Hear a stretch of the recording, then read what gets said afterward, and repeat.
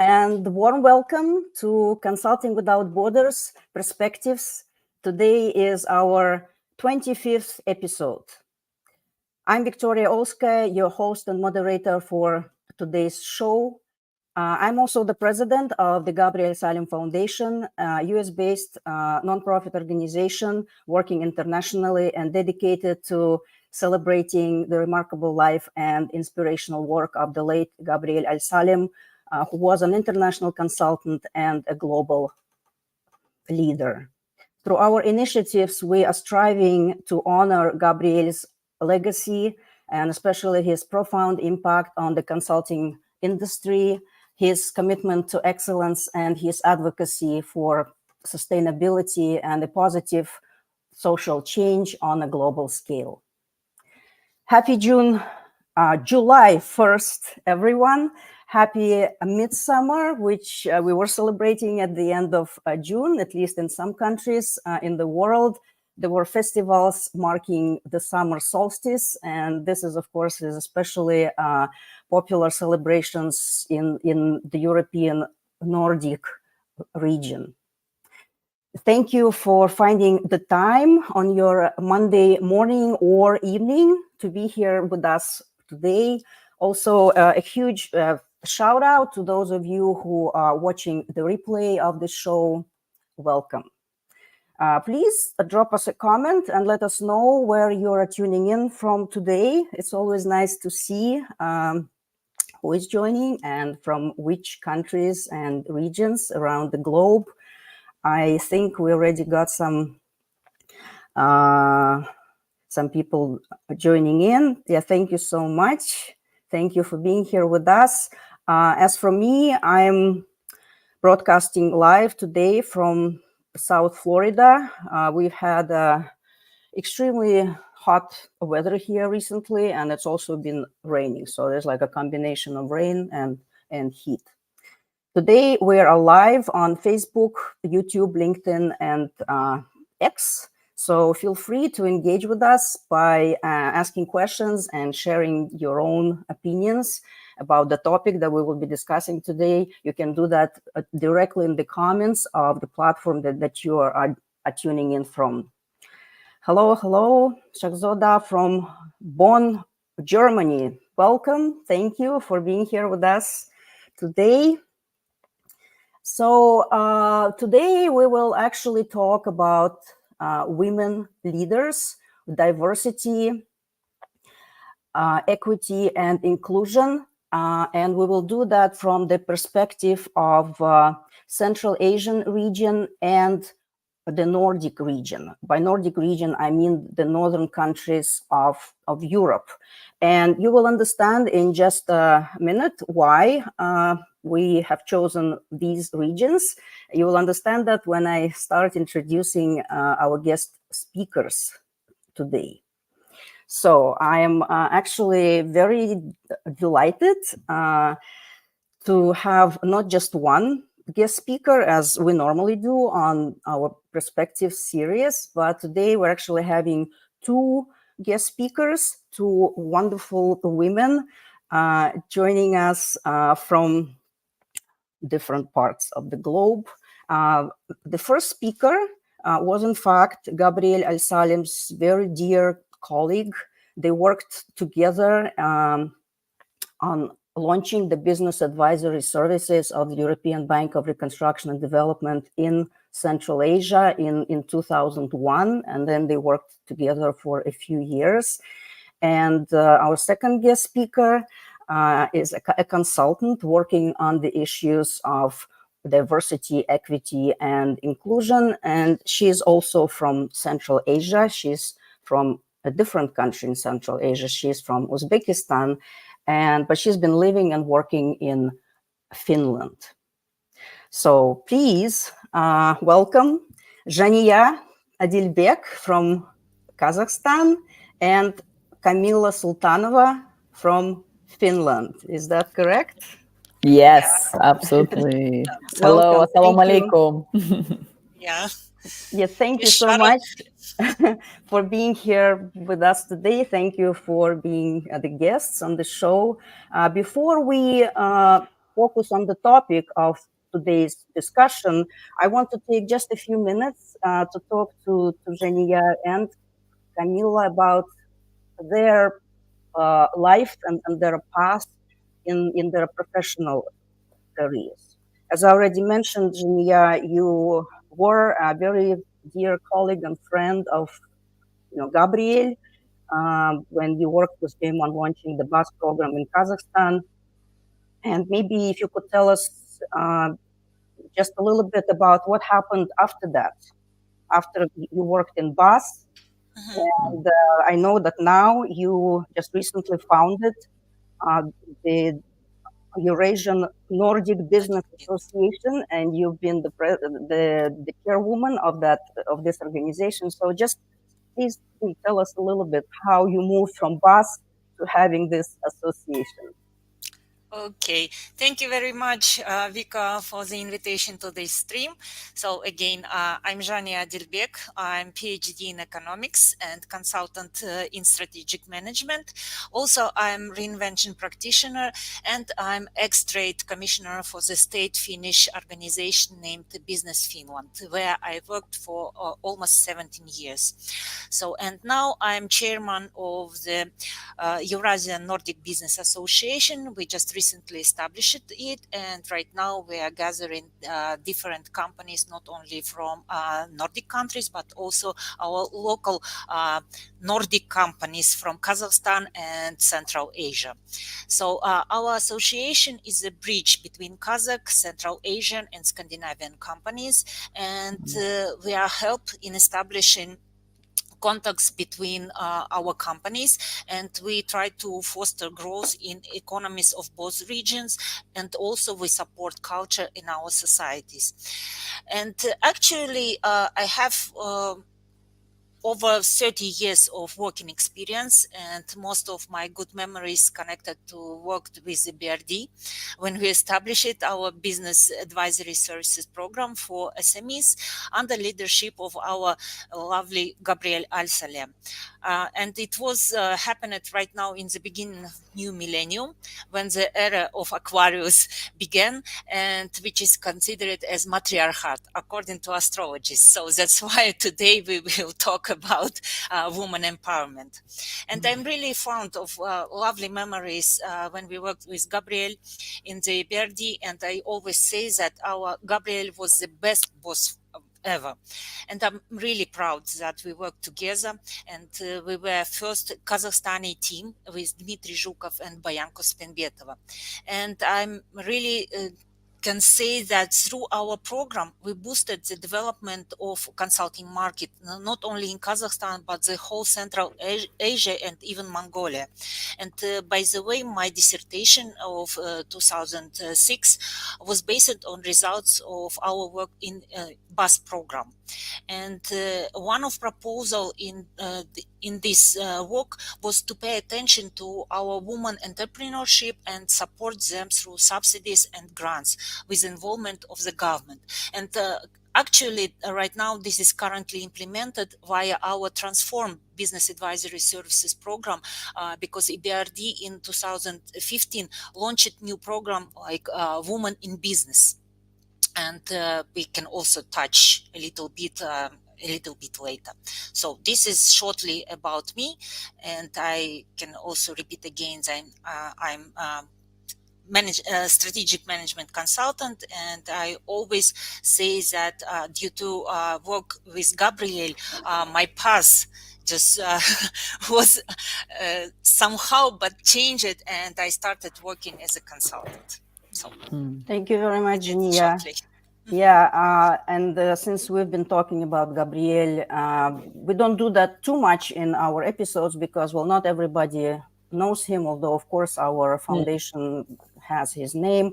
But since we are talking about him and you were his very first colleague launching this business advisory services program in Central Asia from Kazakhstan, where we lived at that time in Almaty. And you were very kind to share with me some very early photographs of those days. I've been collecting all the photographs and video that I can find of Gabriel, but still certain things are missing. So those photographs were new to me. I didn't have them. So I compiled them in a little, slideshow. And I think it would be appropriate to show just briefly how it looked in those days, and not only business time, but also, fun time together. Yeah, fun time. So let me just play this very brief video.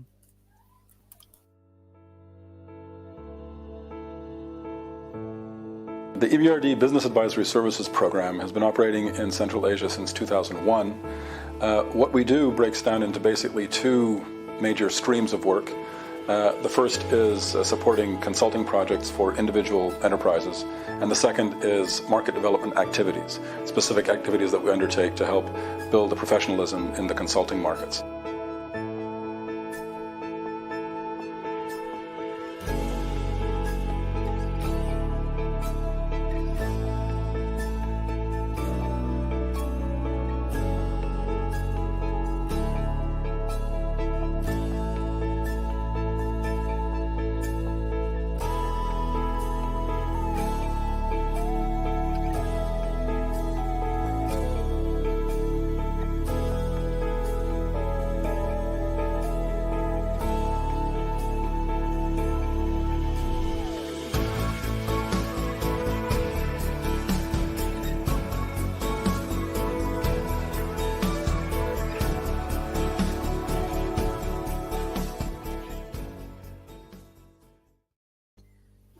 Yes, so those were such great photographs, and always, of course, very emotional for me to see them and to remember those great times. So many, dear faces on those photographs.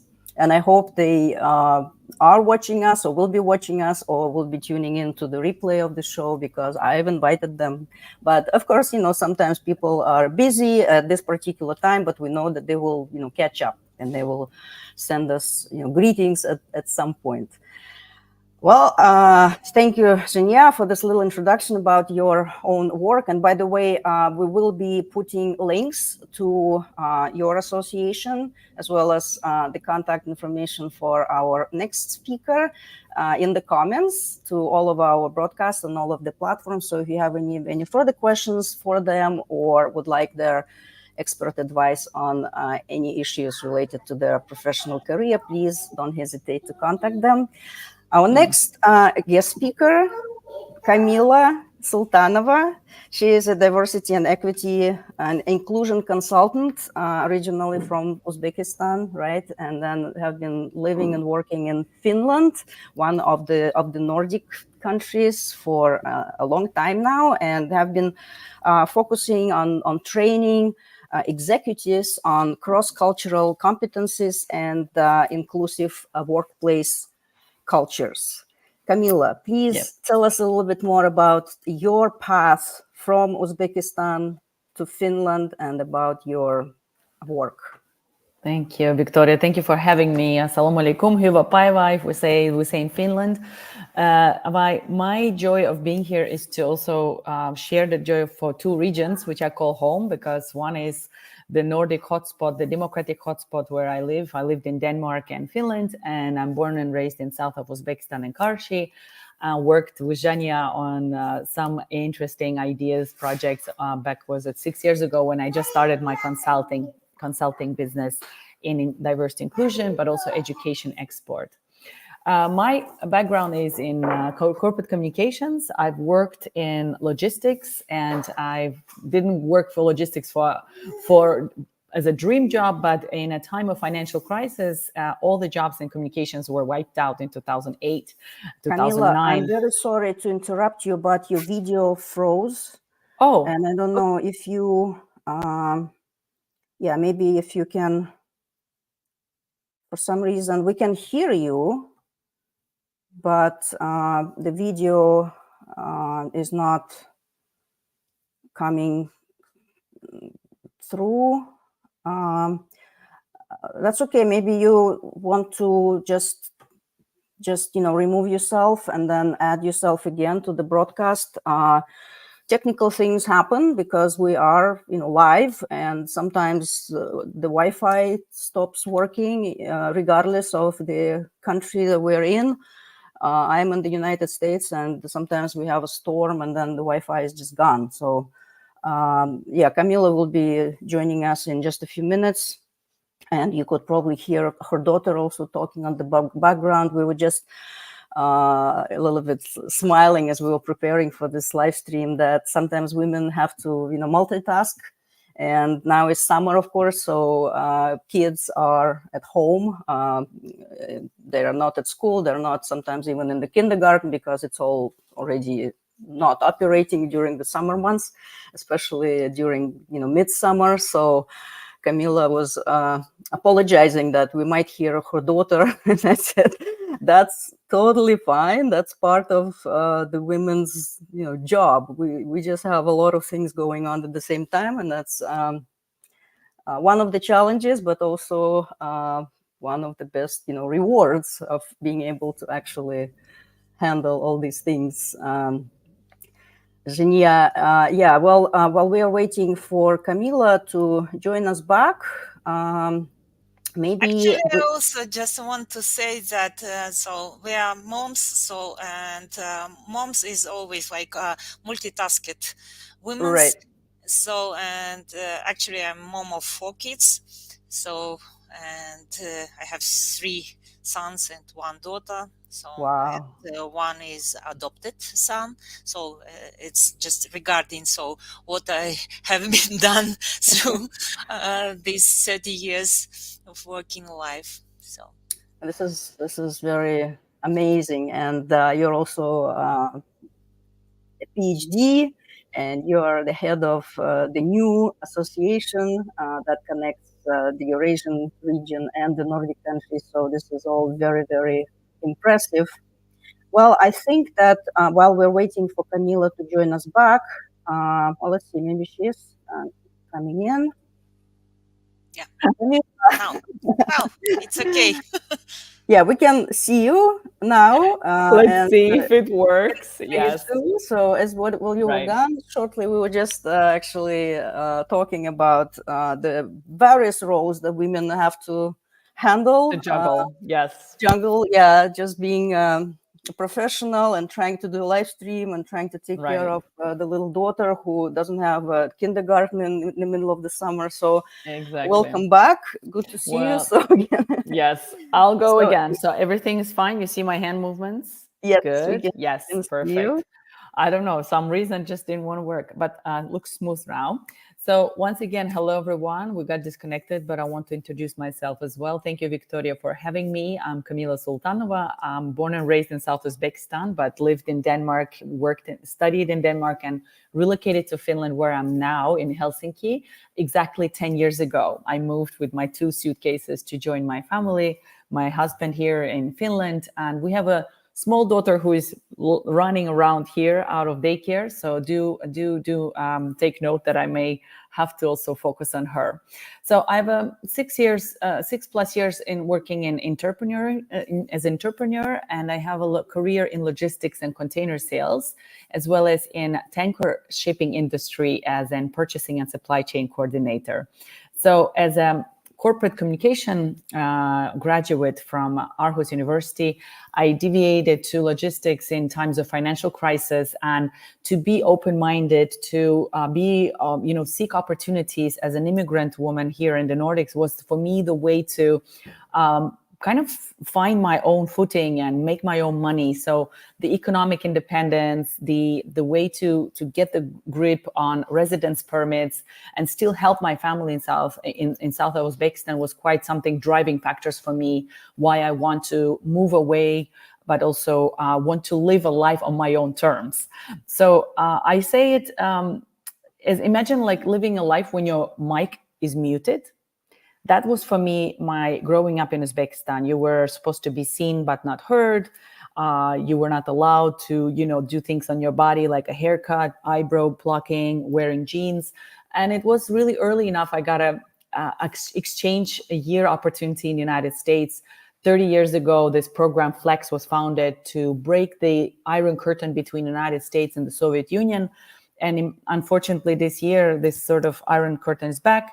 But the focus was that education was the way, and moving out of your comfort zone from living away from family has a definitive impact on my life.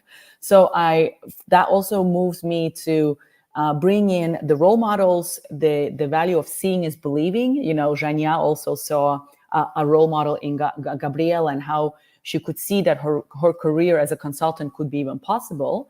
And the second thing is, because we are from this exotic Central Asian region, to kind of remove the misses and prejudices by bringing the visibility to other role models within all walks of life, in public and or corporate career, to not be the only woman from Uzbekistan or the only immigrant woman in sort of position of power, of sphere of influence, but be one of many. So we can really rise each other up as women, or as intersectional as we are.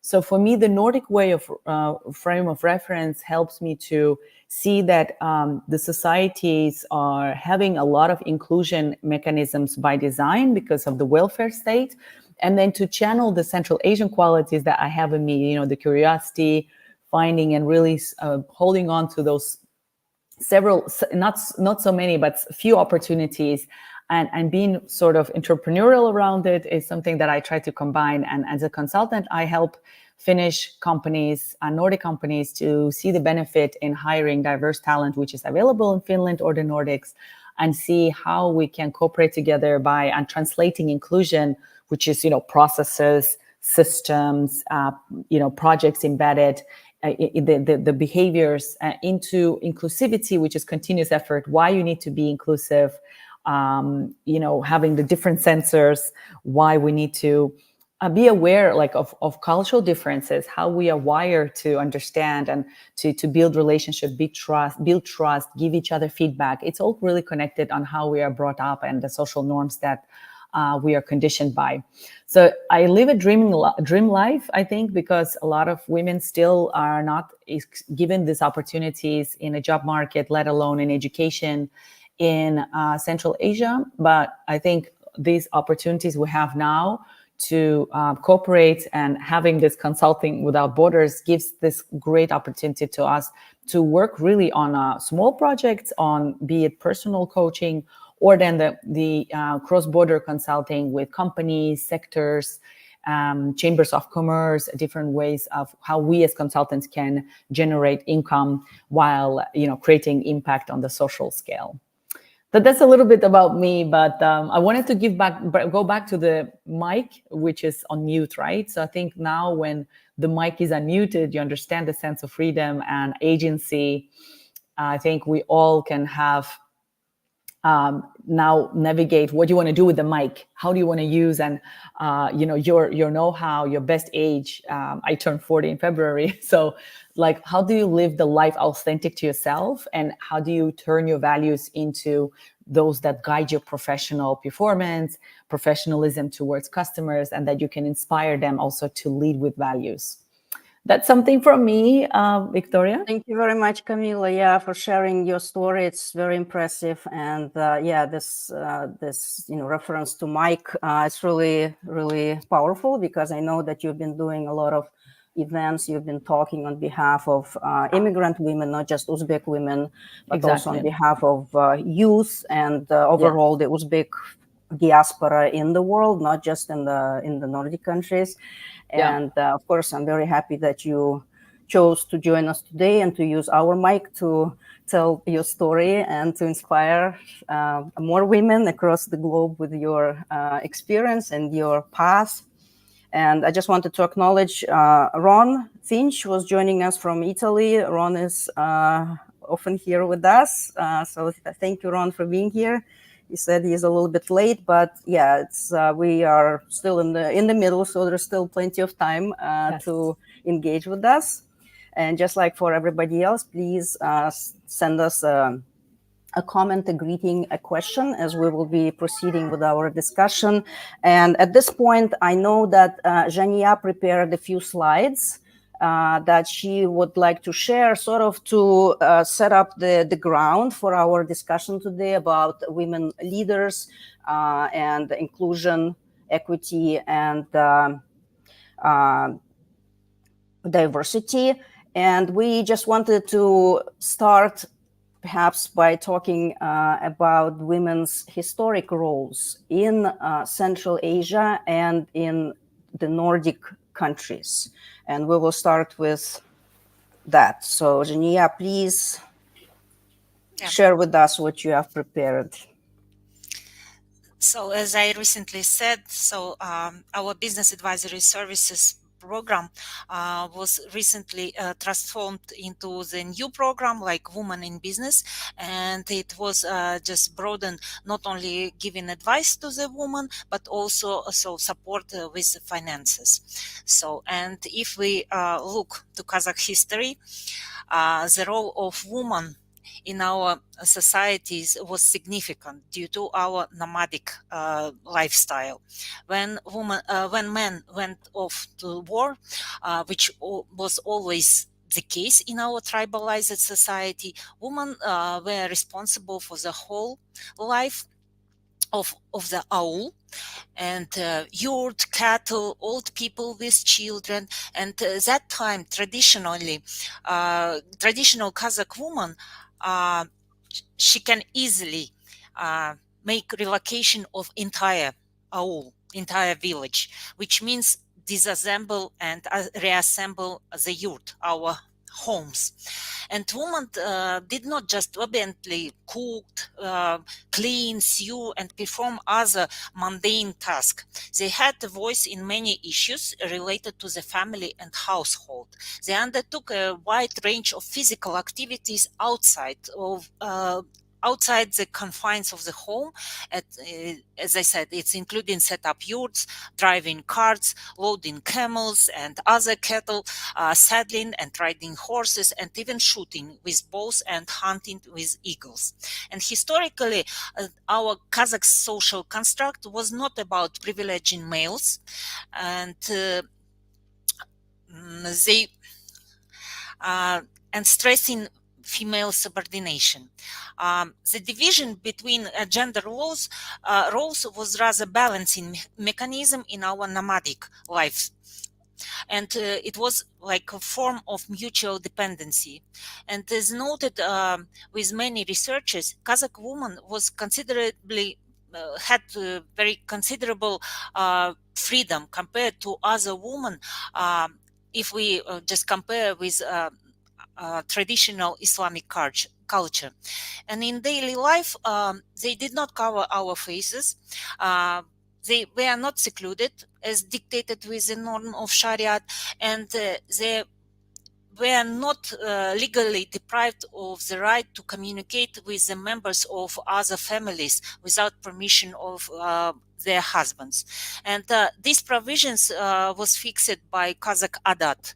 It's like a guide of laws. Often women took a very active part in solving family problems, and when her husband were absent during the long seasonal migrations and wars, she was the head of the family. And this leadership anyway was hidden, and men is always considered as the first place anyway, but women still have significant role.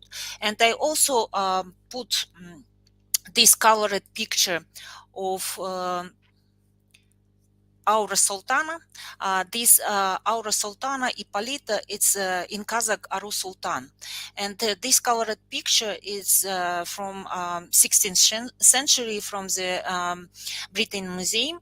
And this lady was the first diplomatic representative of Kazakh state at the court of Queen Elizabeth I of England in 16th century. It was from 1557 till 1576, and she also died in England.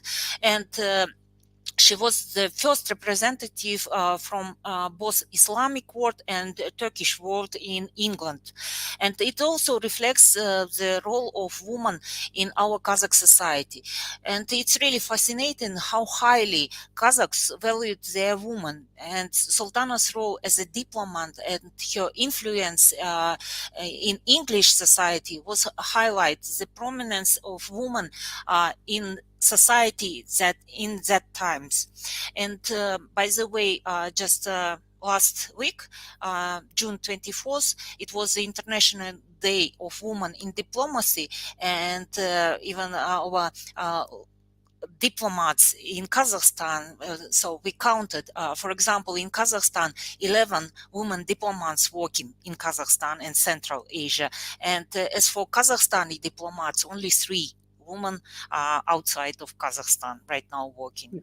So if we compare to the Nordics, and just a moment. Jania, maybe before we move to the Nordic region, which will be slightly different, although there might be certain similarities, maybe we can ask Camila to chime in and share a little bit about women's historic role in Uzbekistan, which is, of course, a neighboring country from Kazakhstan, but it's so different culturally and just, historically, right? Because Kazakhs are nomads. Uzbekistan is more like a settlement-based society. Yeah, Please, I think, thanks, Jania. Also, interesting to listen to you, because we are always, as consultants, busy with just-in-time knowledge and try to see like, what's the gender mainstreaming policies at the moment that gets us further ahead. But considering Uzbekistan, I mean, even from my perspective, always looked at Kazakhstan with some jealousy, because of the wages. There's so much acceptance of seeing a strong woman in business, seeing a strong woman in a family.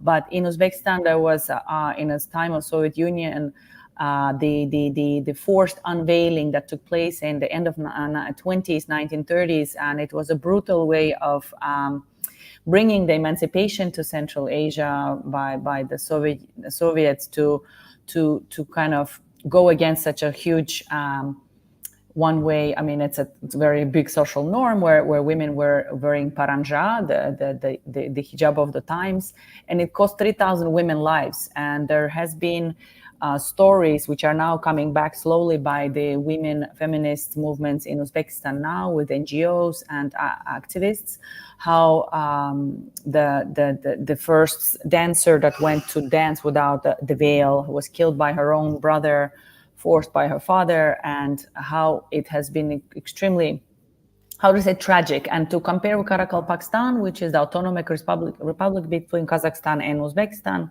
is also quite similar to Kazakh culture, because men and women had to work together to survive in those brutal climate conditions. And that's quite similar to Nordics, why there is also equality here. In colder countries, there is a tendency, people tend to collaborate more, and there is the respect that there needs to be more, you need both hands in that sense. Thank you, Camila.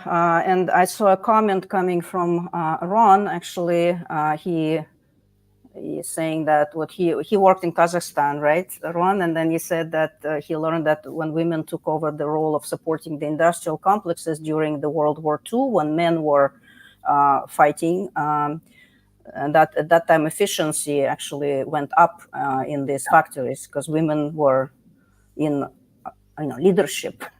Thank you, Ron, for your comment. Right. And so I think, so Jania, if you would like to continue, with the...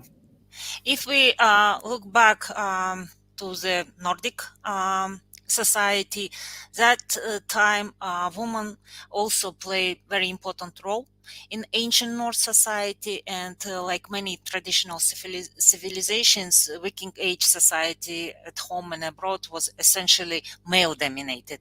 It's obvious. But anyway, women in Viking Age, Scandinavia did enjoy unusual degree of freedom for their day, because they could own property, they could request a divorce and reclaim their dowries if the marriage ends.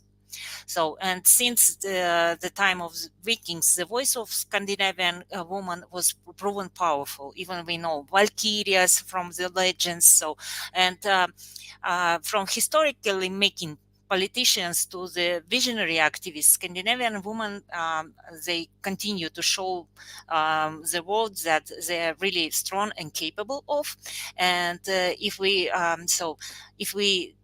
look back to the end of 19th century, so and beginning of the 20th century, when suffragist movement started, and all these first wave of feminism actually resulted in granting of female suffrage, firstly in Finland in 1906, then in Norway in 1913, Denmark and Iceland in 1915, and Sweden was the last one in 1919. And it's really interesting when Camila said about Uzbek woman in 30s. So Soviet woman that time had equal rights in public labor and family life rather than Western women, due to our Soviet principle of working moms. Actually, even today, every feminist says, and scientists in the field of gender relations, and even politicians, they said that Soviet women at that time were more emancipated on average 50 years earlier than Western ladies. For example, if we say about termination of pregnancy, the right to terminate the pregnancy was given in 1920. For example, in Finland, it was only 1953, and for example, in Sweden, it was 1975.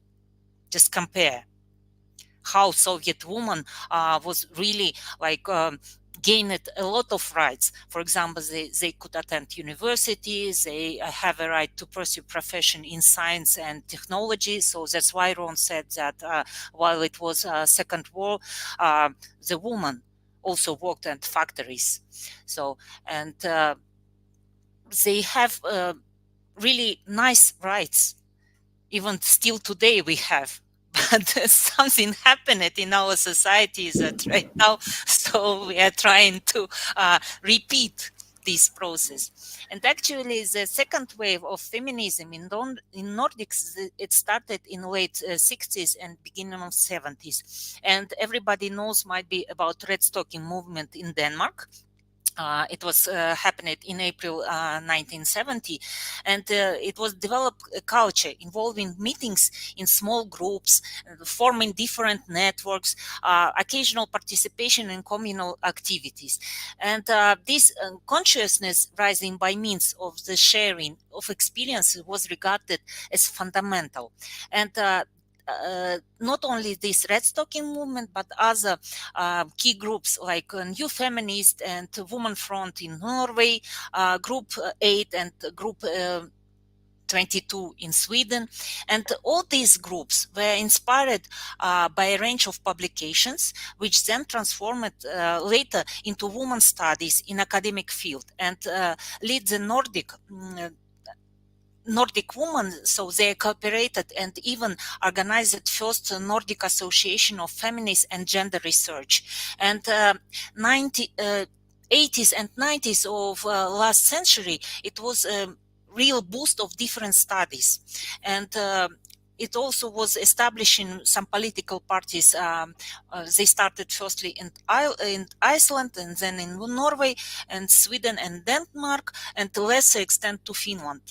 Finnish women tried to establish own party, but then so they decided that it's better just to be a part, like special group in leading parties in Finland. And in the international perspective, these 5 Nordic countries, as Denmark, Finland, Iceland, Norway, and Sweden, they often pointed as a model of gender equality. And they really proudly, frequently place it at the top of world ranking list regarding political representation of women. And this gender balance in decision making, it has been established as a cornerstone of Nordic concept of democracy and gender equality policy for a long time. But actually, so it's a lot of differences between even these Nordic countries, how woman representation was prescribed in academic field even. So, and this development could be described as a step-by-step process, and Nordic discourse of gender equality is a real discourse of empowerment itself. And actually, this gender equality question prescribes in the next. I just can give you the. I always forgot about Yeah, slides. I thought that you had some more slides for us I today with some. forgot about these slides. So actually, these questions they are prescribed in fifth goal of UN agenda, and I just want to emphasize only these points 5.4 and 5.5. It's about this. How to involve women and how to women can participate in political decision making.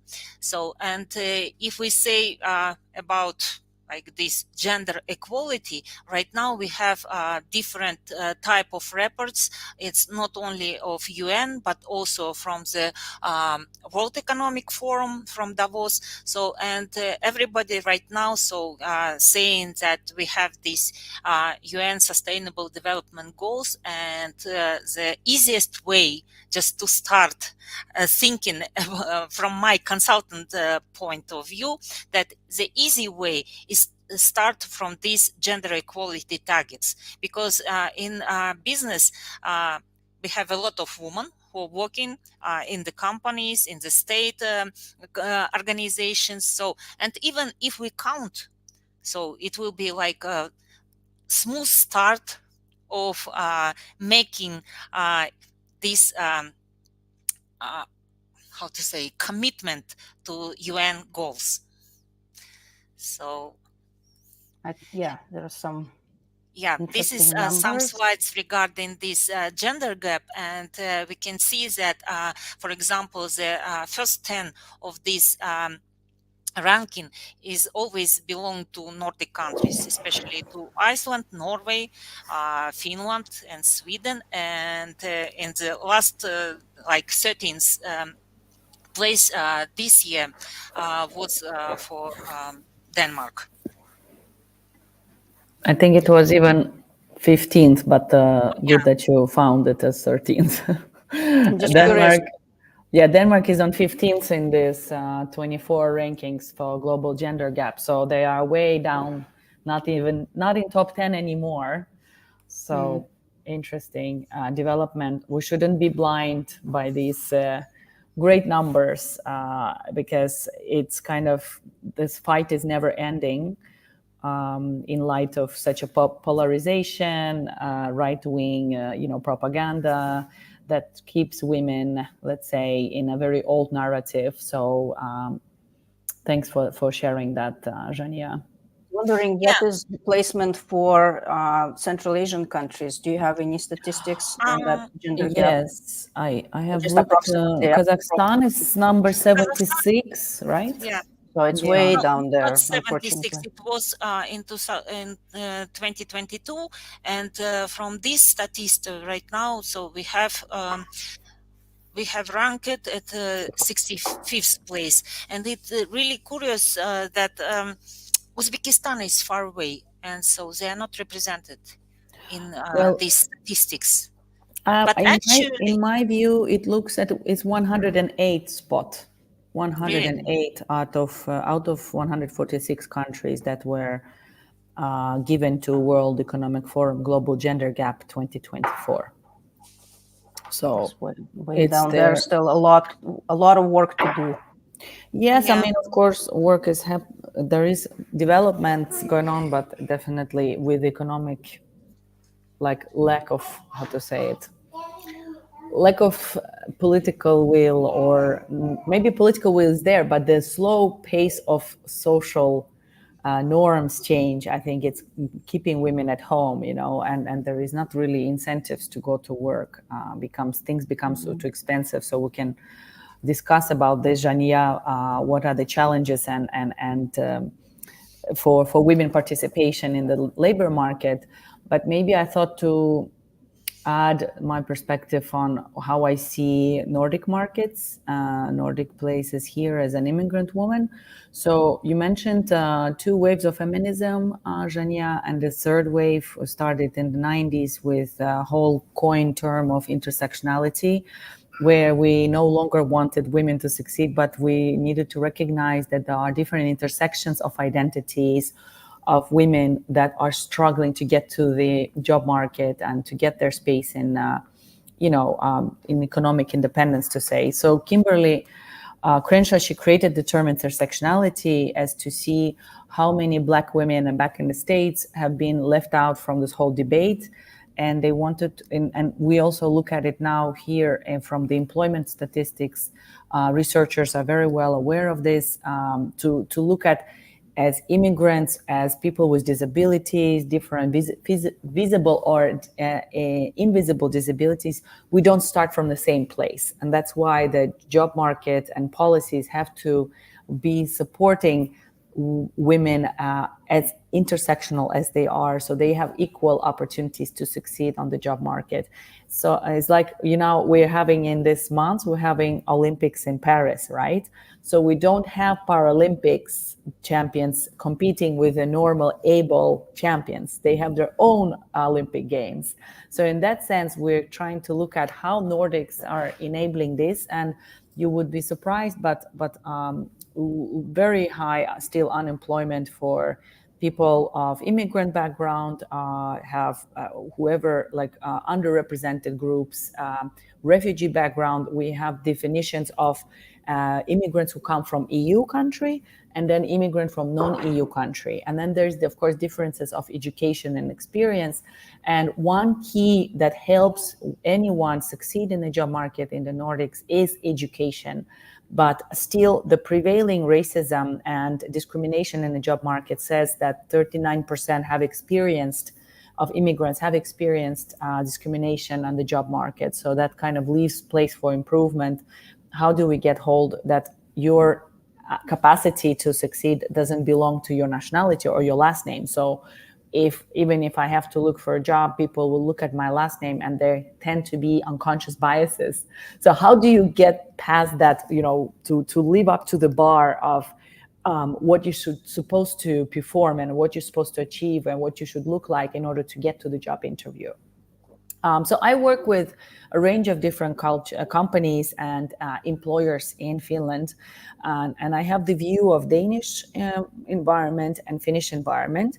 And if we're talking about how difficult it is for immigrant women to make it to the job market, is what I want to recognize is there was European Migration Network that did a study a few years ago saying that it takes up to 10 years for an immigrant woman to get to the same economic standing, to the same as a fellow Finnish women, and it takes up to 15 years to reach that financial standing as an immigrant, as a fellow Finnish woman. So, of course, that's where it comes to understanding you start over from scratch, and what you can do as a barrier to decrease the barrier for empowerment and getting to the job market is to open up the opportunities, networking opportunities for all newcomers to find and network with the locals.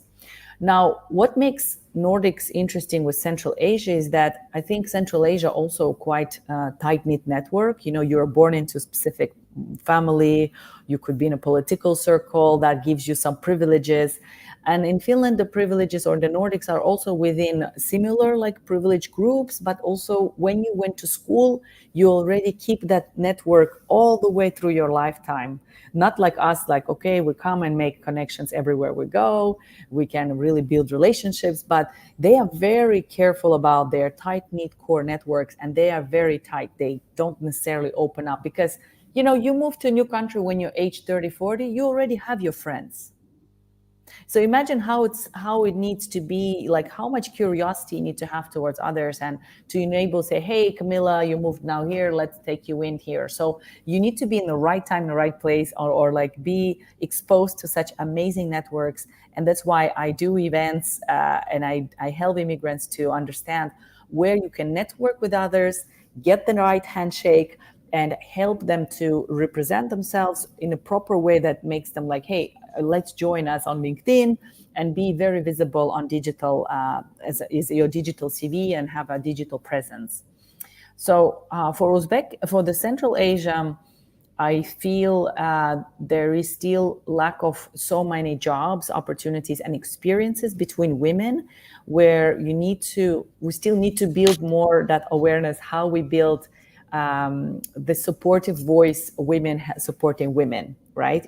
Otherwise, we're just competitors. So there are also myths about challenges of how to build women communities that really rise each other up. So for me, I look at what I got from Denmark, from Finland, is that willingness to support. The women has really done the struggle from getting to the glass ceiling and shattering it. Yeah. We have Tarja Halonen. There is an anecdote that once Tarja Halonen became the first president in Finland, she broke the glass ceiling, and a lot of people started running for different public positions. We have a lot of women as mayors of the cities: Turku, Vanta, Tampere, you can name it. And then the other joke is that once the male president, I believe was Niinistö after her, then the glass ceiling was fixed quickly. So you need to continuously have female role models. And of course, we have Sanna Marin as a prime minister that also builds on that capacity. Like, everyone can be, talent is universal. It's just opportunity that isn't. So definitely this collaborative skill I got and I appreciate from Nordics. And I try to build it with my consulting to connect people wherever I can, because this is not a competition. It's collaboration that gives us all to succeed between the two regions, if to speak, taking that perspective. Thank you so much, Camila. I can certainly relate to the notion of having a network in the country where you are new. Well, I've been living around the globe now. I'm in the United States. And even though I've been here for quite some time and my family is here, but still, even to this day, I feel that my network is just somewhere else. And luckily, we have these live streams that we can connect. But it's certainly it's very important, not just to be able to participate in like economically, right? Not for economic participation, but also for the quality of life, even, because I can imagine that an immigrant woman coming to a new country, very different culturally, and then how does that feel? That it takes time to overcome the culture shock, and of course, if you're also trying to make some money, that just becomes even more complicated. Thank you, Victoria. There were some comments. There are some comments from Furkan. She said she's joining us from Dublin in Ireland, and she was commenting on your and when we see other women breaking the glass ceiling, we feel resonating, also motivated to go beyond with their support. Thank you very much for being here with us. Thank you for engaging. Well, in terms of women, leaders, I thought Jania had one last slide that we about the prime ministers, right? So maybe Jania, you can. Camila is already mentioned that well-known the Sanna Marin from Finland, but actually, so we have also in other Nordic countries, we also have prime ministers. So Camila said one big and one important word like collaboration, and woman networking. I think it should be like a must toolkit for political decision making. Everything starts from politics, and then political decisions. For example, representation in chambers or in parliament. So it pushes women's like. Deputies or might be even prime ministers, just to make this woman agenda. So that's why. So how all these feminist ways started? They started from the small groups, from the networking, and within this networking, women started making louder voices. So that's why. So it's we always say, even this in the Central Asia, that everything starts from the networking.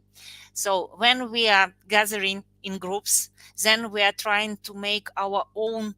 We just want to raise our own questions. For example, in our in our region, in our district, even in micro district. Then when women start making her voice louder, so then males can listen us actually. So that's why we see that we can raise even different type of questions like unpaid home care, or for example even health issues. And if we just even compare like between Nordic countries and Central Asian countries, we still have a lot of rooms to work. For example, if might be that just recently we have really shocking case regarding violence, and one of our ex-ministers, he killed his wife, and it's always also led to the reformation of our even laws, because for example this violence against women immediately make a reformation in our society. And even just in June of 15th, we just re-adopted our local law on prevention of domestic violence. And right now, they cannot, for example, avoid as it was, for example, 3 years ago. So, and even we have different quotas. For example, if we say it from the political side, that right now, 30% of places in all state organizations should belong to the woman.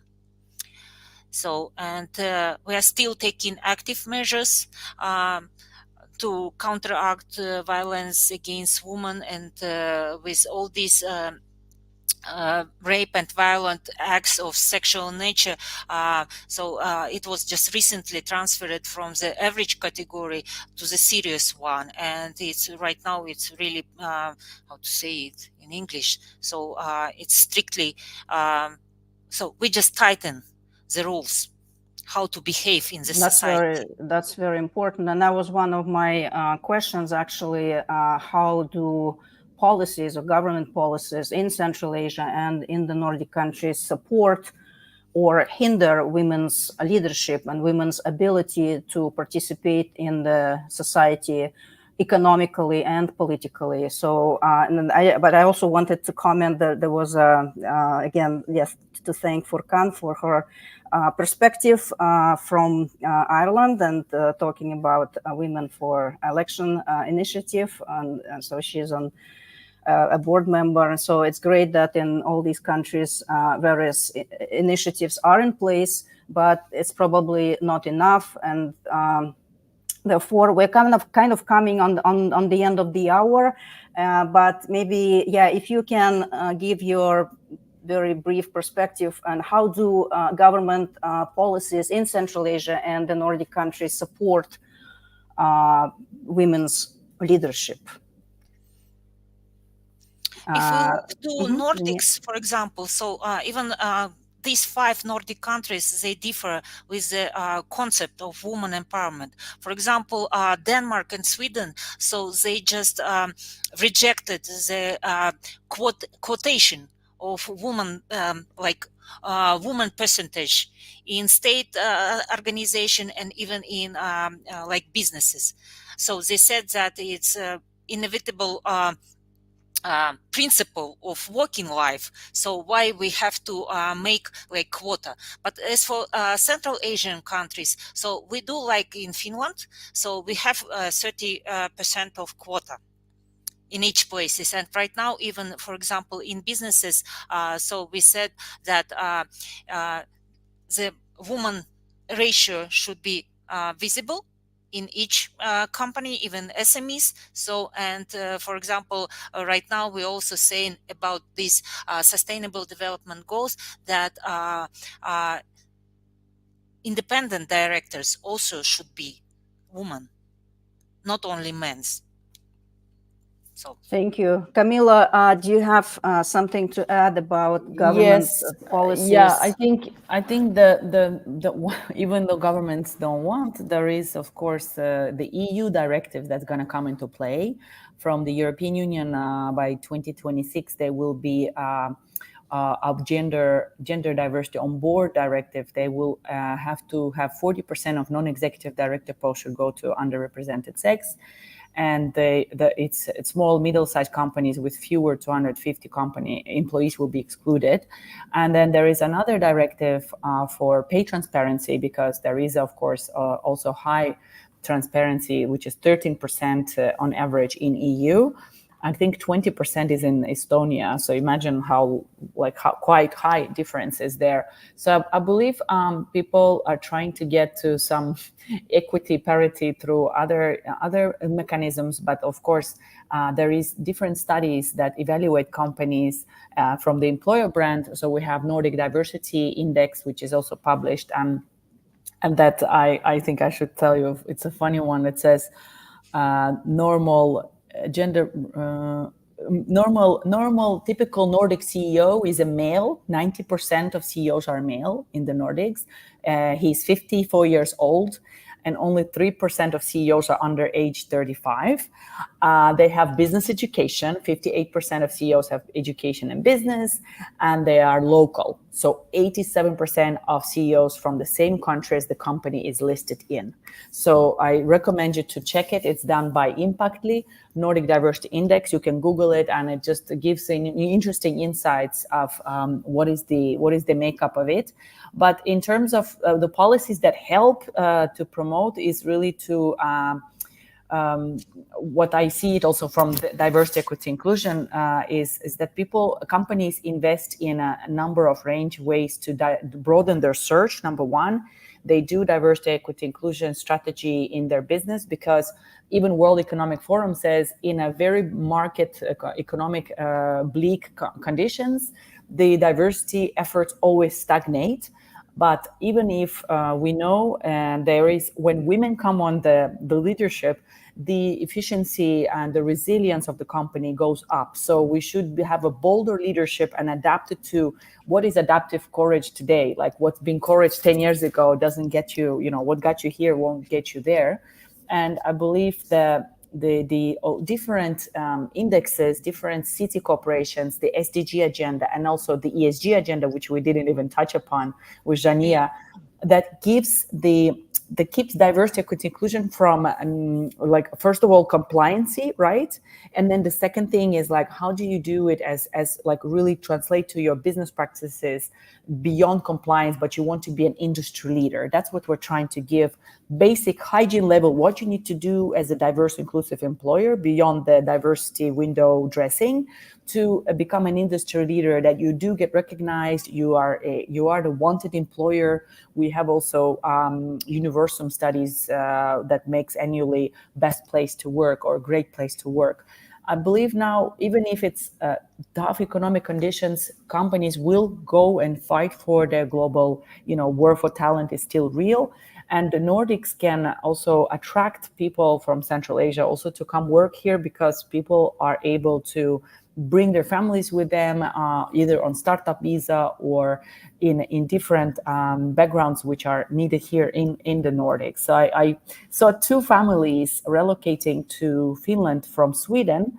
So they learn Swedish in Sweden, and they are working in a daycare. Whole family works in a daycare. I thought it was remarkable to see how people relocate and find their livelihood and make themselves competitive. So from the consulting part of view, the Nordics and Central Asia, they share their regional connectivity ideas and integration. Nordic wants to be the most integrated region by 2030.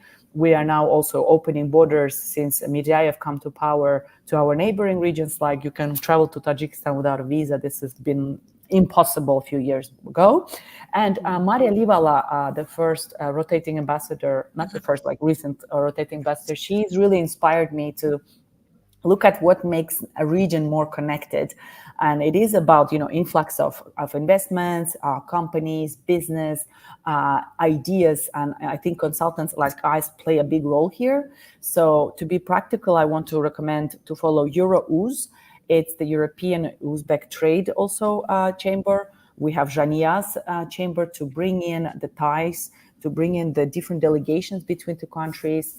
We have Natalia Gromova, who builds education export through Finland and Estonia. And I believe, Jania, you work with her. And I think it's really to make your network work for you and to get things done, because that's where we connect as like having different sensors to navigate and shift gears when needed. I hope that this has been something, practical for you, but I'm happy to also connect to you on LinkedIn, and we should speak more for sure on these two regions.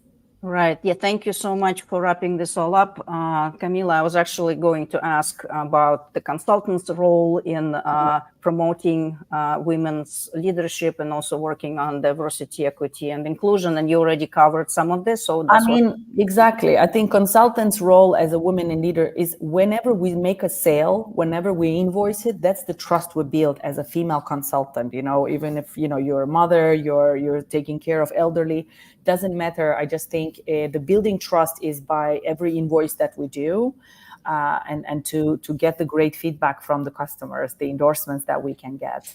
I right, think that and to promote all these very important topics, so that the consultants can then work with their clients, right? So they can relay all of this and help their companies, their client companies, to actually implement some of these very important policies in the company's culture.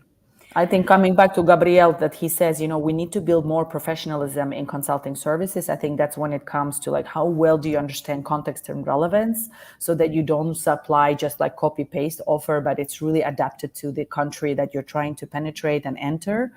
And I think we still have a lot of work to do, because, we can't say, consultant service A equals consultant service B.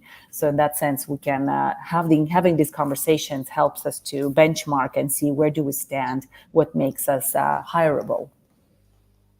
Thank you so much. And Jania, please, you can add about Gabriel.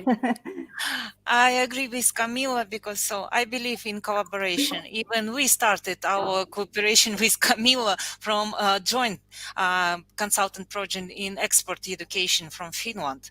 Yeah. And even right now, we just thought about our next activities, and we just discussed it about woman empowerment and woman forum in ancient city of Hiva. So, and Camila might be a little bit enlightened, because we're still thinking. We are already thinking 2 years, Camila, by the way. I know. About women forum in Central Asia. I mean, there is already women forums, but there are many. The more, the better. I think it can never be one too many. So if you're interested in coming to Uzbekistan next year, please do drop us a note. And this is very important work that you're doing in, uniting the women in Central Asia with their different cultural, historic backgrounds, but basically sharing your vision of how this can all move forward.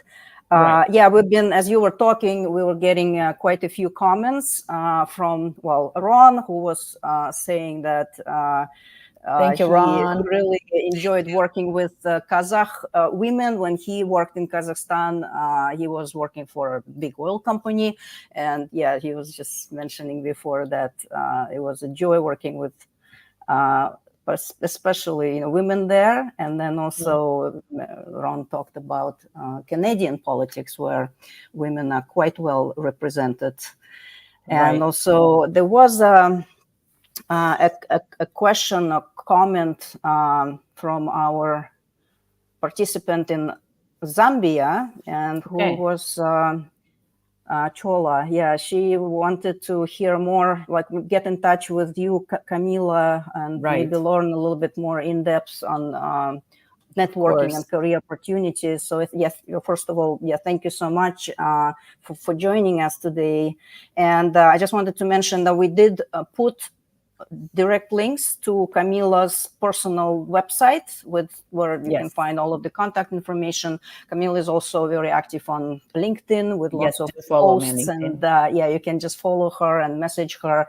Same for Jania. We posted a link to the Eurasian Nordic Business Association that she is now a head of in Kazakhstan, and I know that this association has great plans of connecting women from Central Asian region to the Nordic region and beyond. So unfortunately we already passed our hour, which is okay. We are independent. We are not like some kind of a major media channel where you have to stop. But thank you so much. I don't want to take more of your time. You've already done a lot to prepare for this discussion, and I know you have other things to do at home and for your work. So thank you again. And thank you everyone for joining us today and being part of this incredible discussion.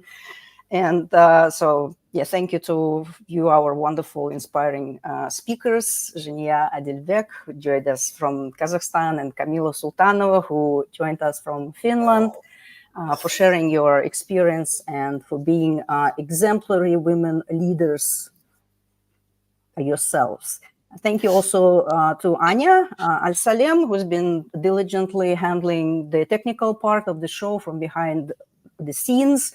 We hope that you enjoyed today's episode, and please stay tuned for our next one coming up on August 1st, as always, on the first day of the month. Just a little announcement that starting from August 1st, we've decided to move the start time 1 hour forward, simply because we do have some guest speakers and participants from the United States West Coast, like California, Oregon, and for them starting this early is just a little bit like too early, 6 in the morning. So just acknowledging that we do have those participants, we decided to move the start hour to 2 p.m. Greenwich Mean Time. And in fact, our next speaker will be from Oregon, Christopher Bender.